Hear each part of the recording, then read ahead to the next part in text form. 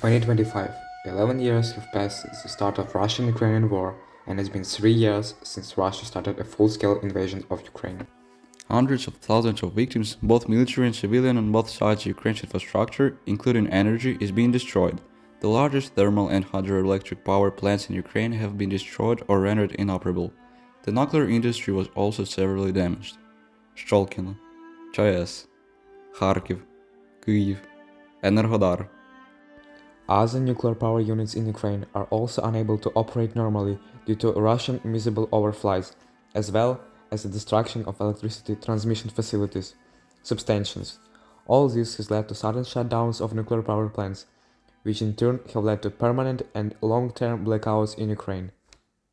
By the way, that's not all. Most of Ukrainian power units were built in Soviet times, and their operation time was calculated by 30 years. Since Ukraine adheres to its obligations of IAEA, will it really be necessary to close all nuclear power plants?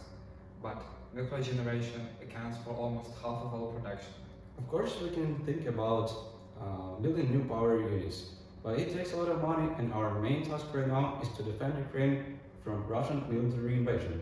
Yeah, we need to invest as much money as possible into the army during the war, because we've had some bad experience of Zaporizhia and Chernobyl nuclear power plants, and that can spread to the other plants. It seems to me that the best idea is the global practice of extending life of power units. Oh yeah, and we just visited a company that specializes in this work. So tell me what you learned, and then I will.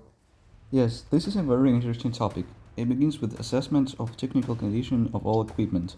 After all, you need to analyze the entire history of operation, including repairs and modernization, as well as monitor the condition of metal building structure and cables. The most important thing in a nuclear power plant is the equipment and pipelines of the primary circuit, which during long-term operation is exposed to high temperatures, internal pressure, cyclic loads, and vibrations. The problem is that such material degrade due to radiation, high temperature, and fatigue. The degradation of materials is studied in laboratories on special experimental facilities, where changes in their strength, crack resistance, and durability are determined. Then, based on this data, a prediction of future degradation is made. But this is only half the job, and now, knowing in essence the current values of the material characteristics and their forecast for the future, it is necessary to calculate whether the equipment will continue to be strong and will withstand all possible loads, including earthquakes and various design accidents. Calculations? Yes, there have been specialized complexes for a long time in which you can create 3D models with sufficient accuracy, and then, by applying a lot, look at the weak points of the structures. There can be dozens or even hundreds of such places.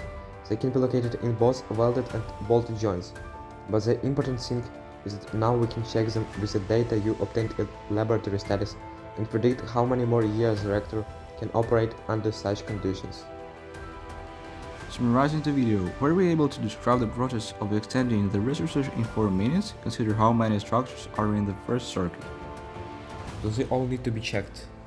How many samples do you need to build the right selection for them?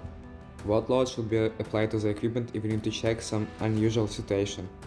I would like to know that all this must be done during the next long-term power outages. That is, the work to extend the life of nuclear power plants is both a complex and vital work in Ukraine.